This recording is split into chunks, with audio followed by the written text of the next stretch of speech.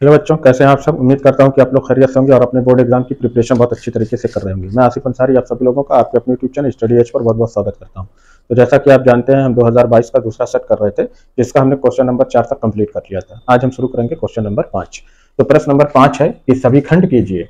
इसमें क्या देखो दिया गया है कि ऐसी दो कर्मागत विषम धन पूर्णांक ज्ञात कीजिए जिनके वर्गों का योगफल 290 है। तो सबसे पहले हम मान लेते हैं विषम धन पूर्णांक को। तो यहाँ पे हमने लिखते हैं कि माना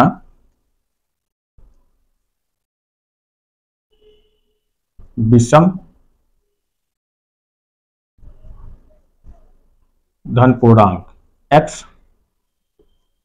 और x प्लस 2 है ना।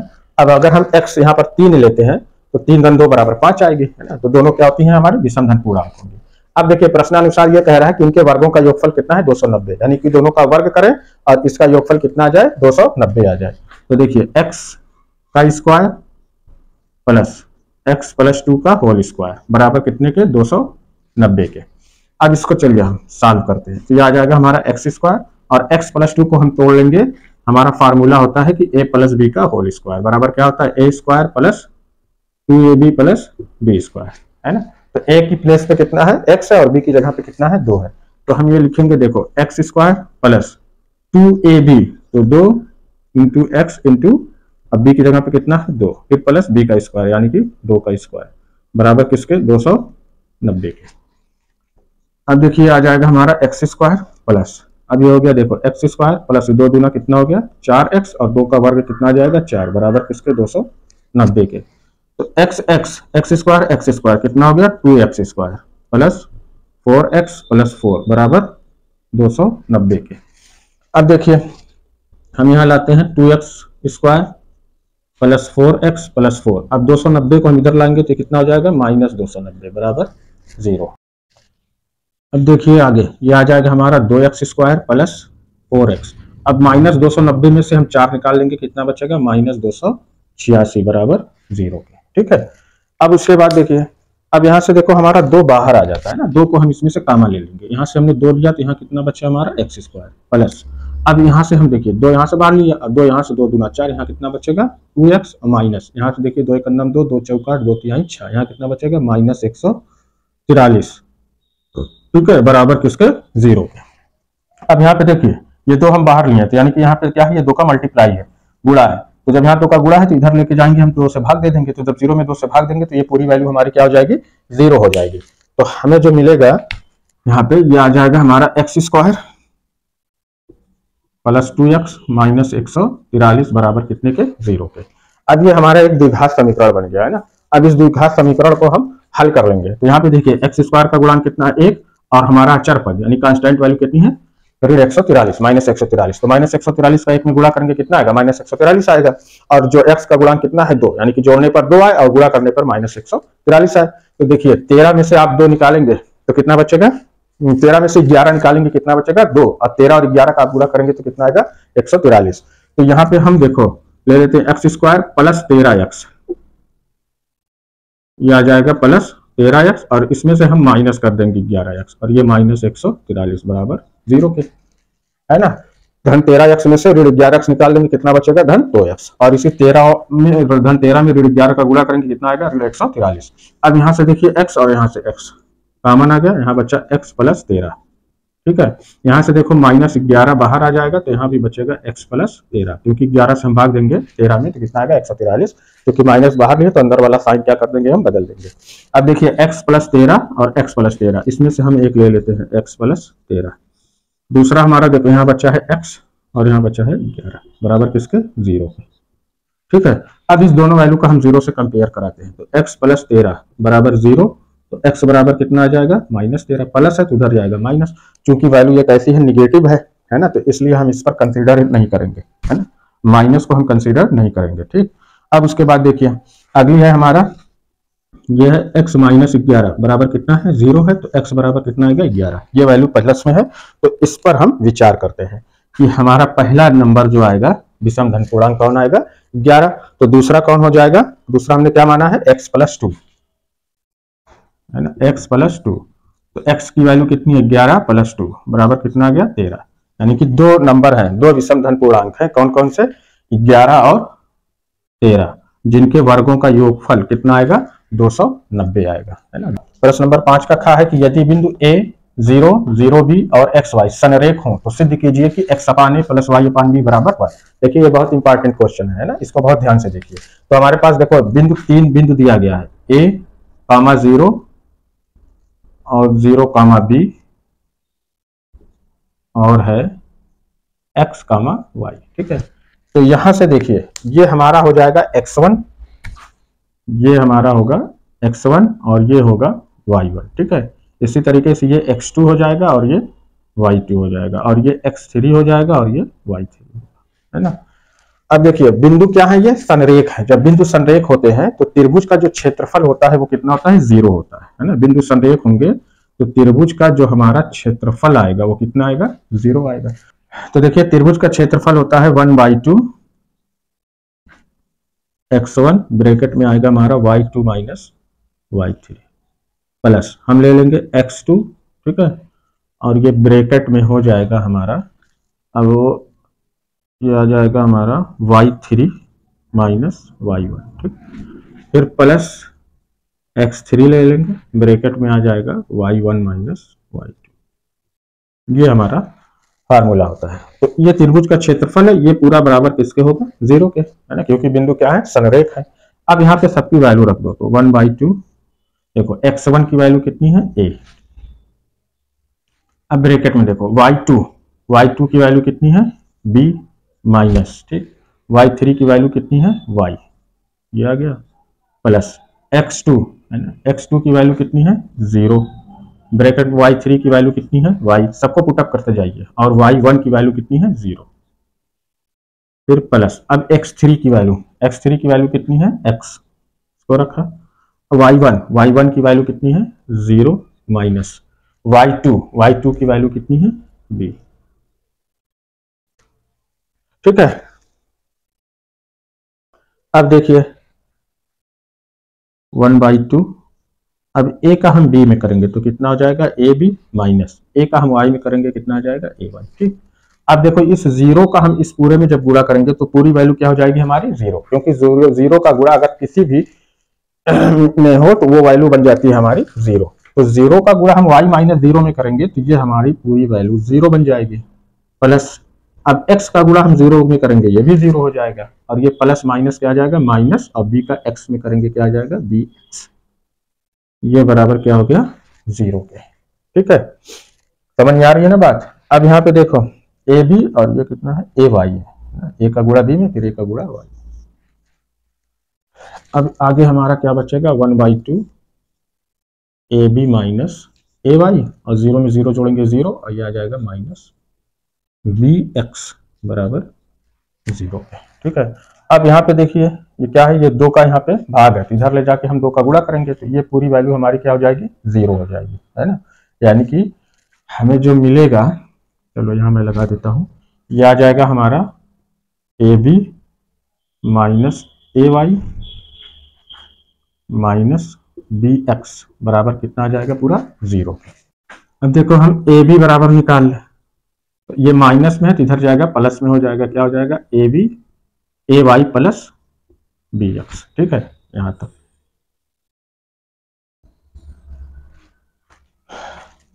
अब आगे देखो, अब यहां से हम देखिए ये ab से यहां ले जाकर के हम क्या कर देंगे भाग दे देंगे, तो ये हो जाएगा ay प्लस bx बटे ab, और यहां हमारा कितना बचेगा ab का गुणांक कितना है 1, तो यहां बच जाएगा हमारे पास 1, ठीक है। तो 1 इज इक्वल टू, अब देखिए ay का हर भी क्या आ जाएगा हमारा ab प्लस bx का हर भी क्या आ जाएगा हमारा ab, यही आएगा ना। तो यहां से देखिए हमारा a से a कैंसिल हो जाएगा और b से b कैंसिल होगा, ठीक है। तो बच्ची वैल्यू क्या है कि 1 इज इक्वल टू क्या बच्चा यहाँ पे y अपान b प्लस यहाँ क्या बच्चा है x अपान a, वही चीज तो है ना। या हम इसको लिख दें कि x upon a plus y upon b is equal to 1, यही क्या करना है हमें प्रूफ करना था। नंबर 5 का गा है कि एक लंबवृत्त शंख की तिर्यक ऊंचाई 13 सेंटीमीटर तथा संपूर्ण पृष्ठ 90 पाई सेंटीमीटर स्क्वायर है, तो इसके आधार की त्रिज्या ज्ञात कीजिए। तो लंबवृत्त शंकु की तिर्यक ऊंचाई यानी कि एल बराबर है कितना 13 सेंटीमीटर। ठीक है, और उसका संपूर्ण पृष्ठ का फार्मूला क्या होता है पाई आर एल प्लस आर बराबर कितना दिया है 90 पाई। ठीक है, अब यहां से देखिए हम पाई से पाई पहले कैंसिल कर देते हैं। ठीक है, ये हमारा पाई से पाई क्या हो जाएगा कैंसिल हो गया। तो बच्चा क्या है हमारे पास बच रहा है कि आर और एल प्लस आर बराबर कितने के 90 के। ठीक है, अब यहाँ पे हम एल की वैल्यू कितनी है 13 plus R is equal to 90 के। अब गुणा करें हम आर का 13 में गुणा करें कितना आ जाएगा 13 आर का आर में करेंगे कितना हो जाएगा आर स्क्वायर बराबर 90। इसको हम इधर लेके आए ये हो गया हमारा 13 आर प्लस आर स्क्वायर और ये प्लस है तो इधर आएगा -90 बराबर कितने के 0 के। अब ये हमारा द्विघात समीकरण है ना, इसको हम ऐसे लिख दें कि आर स्क्वायर प्लस 13r -90 बराबर 0 के।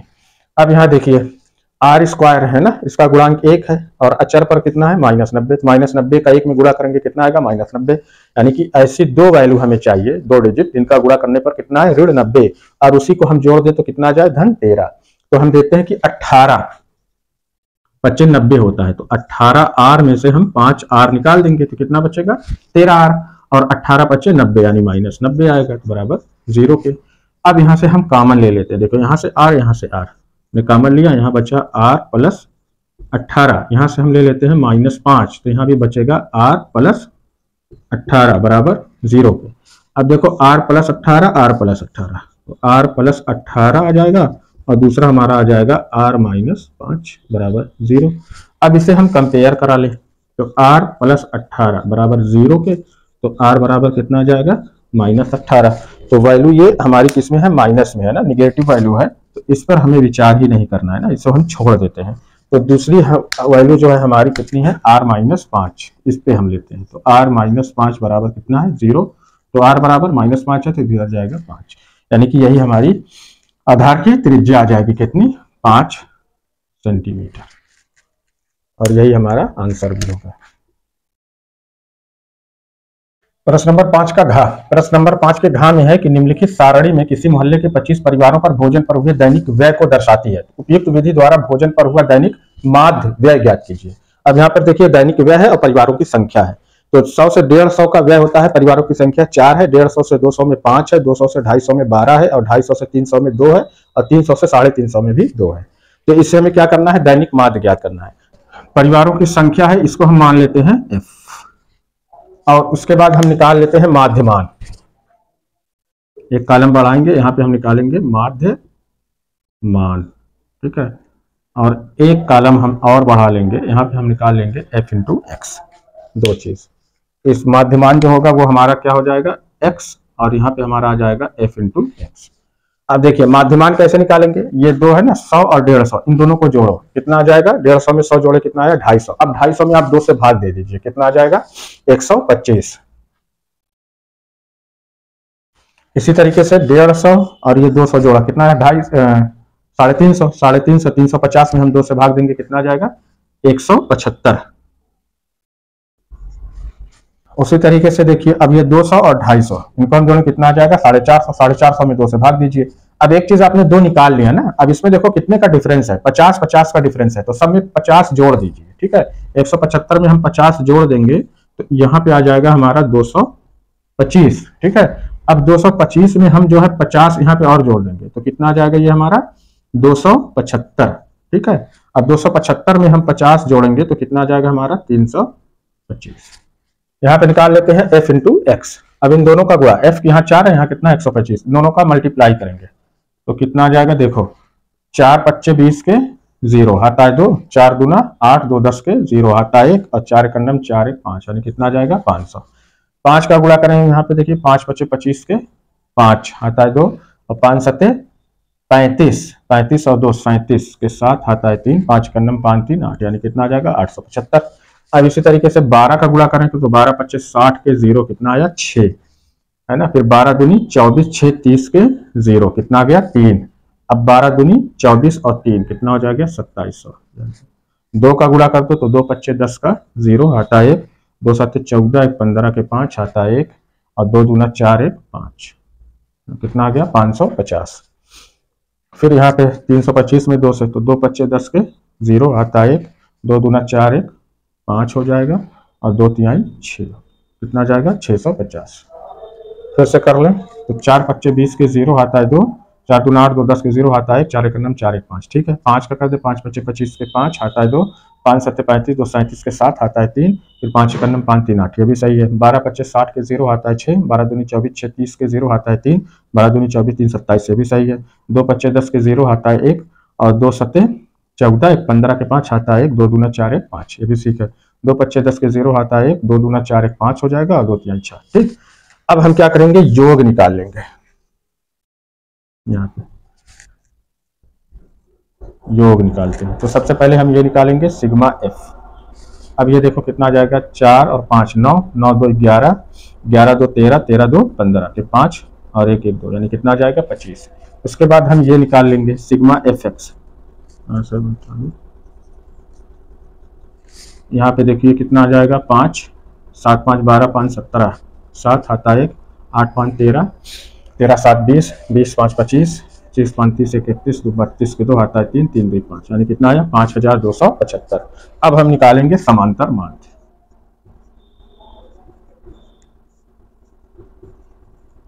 बराबर क्या होता है, सिग्मा एफ एक्स अपान सिग्मा एफ। तो सिग्मा एफ एक्स की वैल्यू कितनी है, 5275 बटे 25। अब 25 से 5275 में क्या कर दे, भाग दे दें या इसको हम डायरेक्ट काट दें। देखो ये कट जाएगा, 5 एक 5, 0 बढ़ाया, 5 बचे 25, 2 बचा, फिर 5 बचे 25, यहाँ हम काट दिए 5 बचे 25, फिर काट दिया हमने 5 दूना के 10, 5 एक 5, 5 एक 5, यानी कितनी आ जाएगी 211। इसका समांतर माध्य होगा, यही हमारा आंसर हो जाएगा।